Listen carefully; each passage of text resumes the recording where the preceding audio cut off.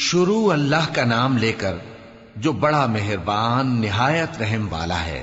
نون، قلم کی اور جو کچھ لکھنے والے لکھتے ہیں اس کی قسم کہ اے پیغمبر صلی اللہ علیہ وآلہ وسلم، تم اپنے پروردگار کے فضل سے دیوانے نہیں ہو، اور بے شک تمہارے لیے بے انتہا اجر ہے، اور یقیناً تم اخلاق کے اعلی مرتبے پر ہو۔ سو ان قریب تم بھی دیکھ لو گے اور یہ کافر بھی دیکھ لیں گے کہ تم میں سے کون دیوانہ ہے۔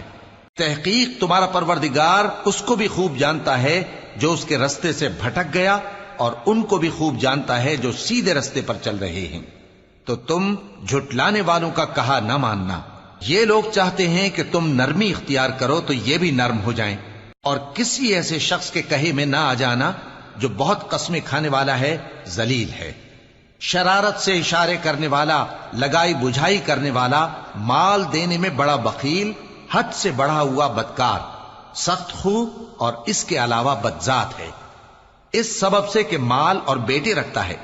جب اس کو ہماری آیتیں پڑھ کر سنائی جاتی ہیں تو کہتا ہے کہ یہ اگلے لوگوں کے افسانے ہیں، ہم ان قریب اس کی اونچی ناک پر داغ لگائیں گے۔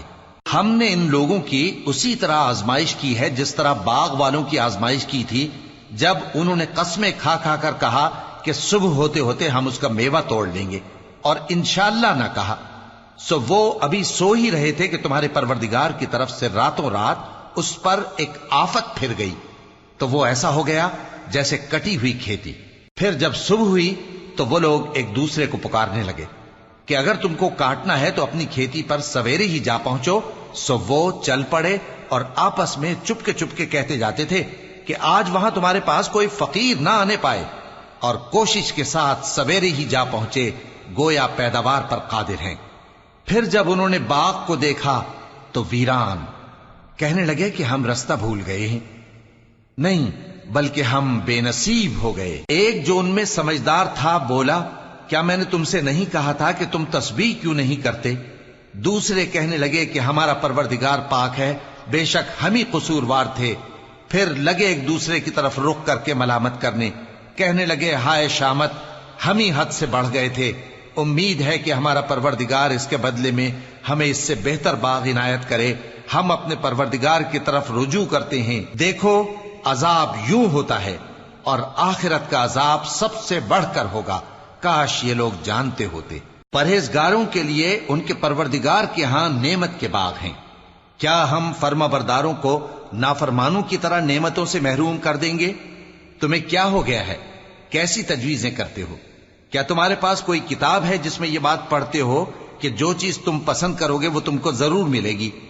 یا تم نے ہم سے قسمیں لے رکھی ہیں جو قیامت کے دن تک چلی جائیں گی کہ جو کچھ تم طے کر لو گے وہ تمہارا ہوگا؟ ان سے پوچھو کہ ان میں سے کون اس کا ذمہ لیتا ہے؟ کیا اس قول میں ان کے کچھ شریک ہیں؟ اگر یہ سچے ہیں تو اپنے شریکوں کو لے آئیں۔ جس دن پنڈلی سے کپڑا اٹھا دیا جائے گا اور کفار سجدے کے لیے بلائے جائیں گے، پھر وہ سجدہ نہ کر سکیں گے، ان کی آنکھیں جھکی ہوئی ہوں گی اور ان پر ذلت چھا رہی ہوگی، حالانکہ پہلے اس وقت سجدے کے لیے بلائے جاتے تھے جبکہ وہ صحیح و سالم تھے۔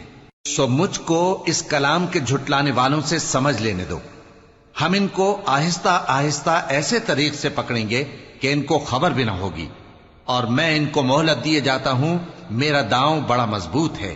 اے نبی، کیا تم ان سے کچھ معاوضہ مانگتے ہو کہ ان پر تاوان کا بوجھ پڑ رہا ہے، یا ان کے پاس غیب کی خبر ہے کہ اسے لکھتے جاتے ہیں؟ سو اپنے پروردگار کے فیصلے کا انتظار کیے رہو، اور مچھلی کا لقمہ ہونے والے یونس کی طرح نہ ہونا کہ انہوں نے اپنے رب کو پکارا جبکہ وہ دل ہی دل میں گھٹ رہے تھے۔